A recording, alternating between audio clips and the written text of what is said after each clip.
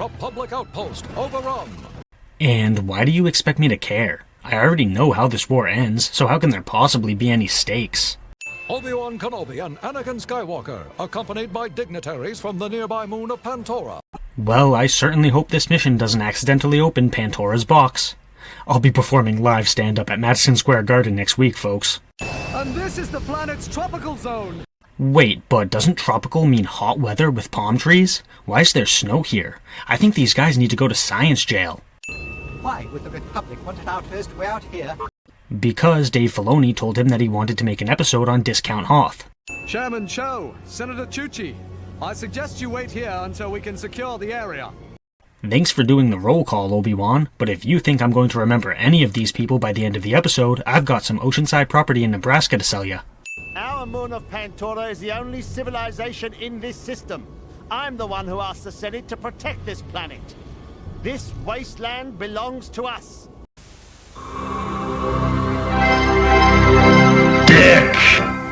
With all due respect, Chairman, this is for the Senate to decide, not us. But the Jedi report to the Senate. Politics. Actually, I guess I can't complain about Star Wars politics when Mango Mussolini is running my real-life country. Does the Star Wars universe have its own version of the Epstein files? Technically speaking, Master Jedi, the chairman is correct. Technically speaking, Senator, I don't give a shit. It must be separatists. Since when have the Separatists been known to use spears? Did the screenwriters just chuck all the negative character traits at this guy without bothering to even think of injecting any nuance?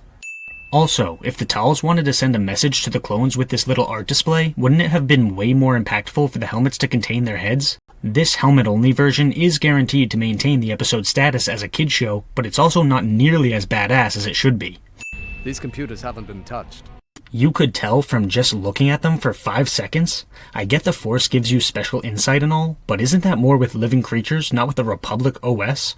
I'd say whoever attacked our base took out the droids also. But I thought they said that the Separatists attacked the clone base. Now we're saying that somebody attacked the droid base? The episode can't keep its story straight. Blast it. This middle-aged dad off a few beers technique actually works. How did these holograms work? Is there a camera that records them? Do they have to be inside a booth? Why isn't the show explaining this very important detail to me? But there are no dead droids here. No blast marks. The clones' injuries were not consistent with what So, you're an expert on war now, are you, Senator? Man, the screenwriters really just made this guy a MAGA talking head. There's some kind of reflection up there. Do you see it? Yep.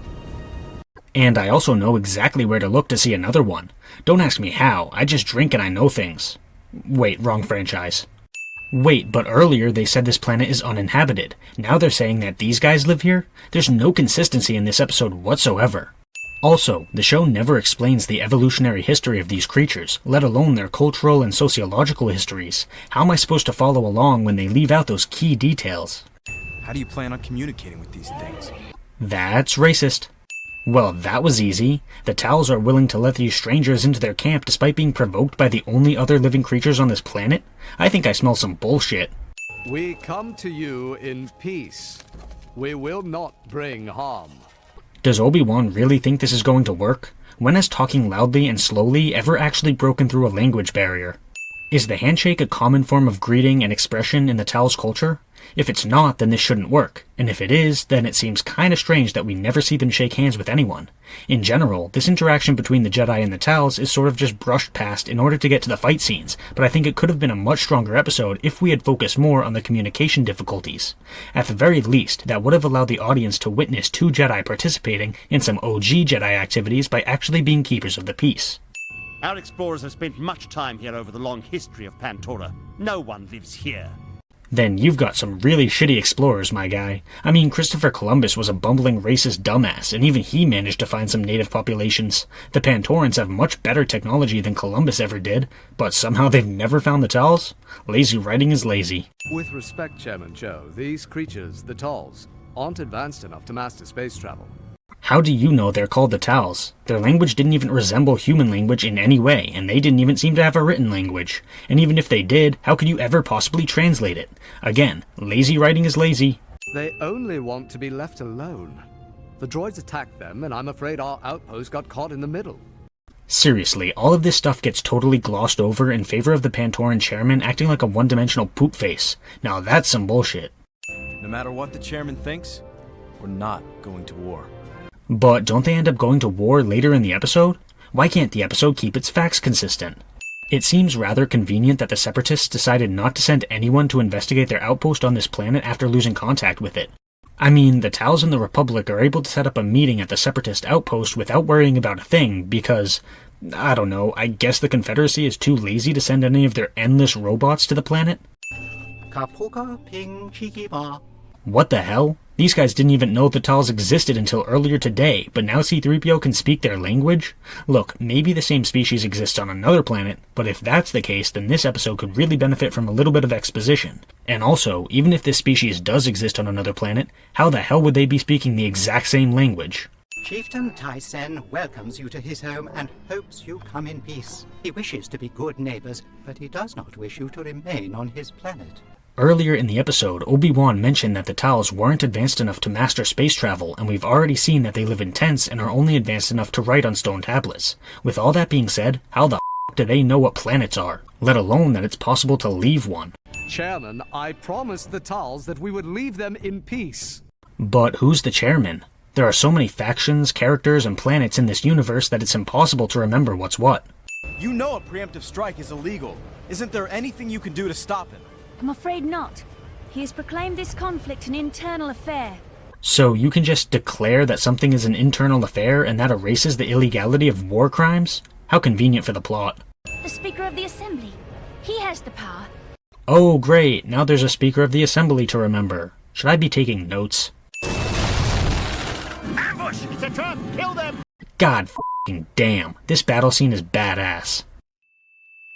Don't you love how everyone else who gets hit by a spear immediately dies, including the clones who are wearing military-grade armor, but the chairman who's wearing his normal-ass clothes somehow survives for a while? Death works however the script needs it to work. The Assembly has decided that the actions of Chairman Cho are out of order. Senator Tucci, you are given the authority to negotiate a peaceful settlement between the sovereign planet of Pantora and the Tals.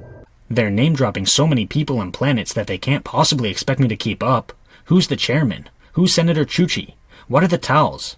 None of this is ever explained. Earlier in the episode, Rex mentioned that the gunships wouldn't be able to take off in the storm, and here we are watching the gunships take off in the storm. Why bother including that line of dialogue if you aren't even going to abide by it? Jesus Christ, how strong is this guy that he can knock a clone off their speeder with one smack? If this wasn't breaking several laws of physics, I'd remove a sin for pure badassery. Did this bridge wait until the most dramatic moment to collapse? Gotta love a sentient bridge. 11 dead, the rest wounded, including the chairman. Whose wound appears to be completely invisible, owing to the fact that you can't show blood on a kid show. The Pantoran Assembly has called you out of order. Wait, when did that happen? And who are the Pantoran Assembly? The episode never explains this. I died for our people. Don't you love when characters wait for the most dramatic moment to die? I can't wait until I learn how to prolong my death for the sake of drama. To die for one's people is a great sacrifice.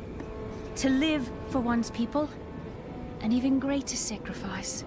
I mean, I like an impassioned speech as much as the next person, but this shit was kinda weak. How many of the Tals were slaughtered by clones? Not enough for Tyson to give a shit, apparently. This conflict is resolved way too easily. Is the episode really trying to make me feel tension about this? We all know they don't have the balls for Tyson to gore Senator Chuchi and then attack the clones. We will leave Auto Plutonia under the watchful eyes of the Tals from this day forth, and recognize your sovereignty as a free and equal people. So he understood that sentence without a translation? Come on, man. Well done, Senator. Yes. Most impressive. Not really. It was mostly the screenwriters who achieved the alliance.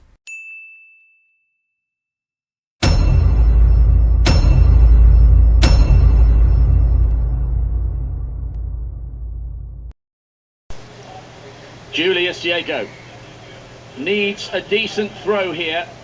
He's in 8th place and he desperately wants a further 3 efforts. The Commonwealth champion, the African champion. He's under a little bit of pressure here. Big roar. Does he like it? Does he like it? That is absolutely huge!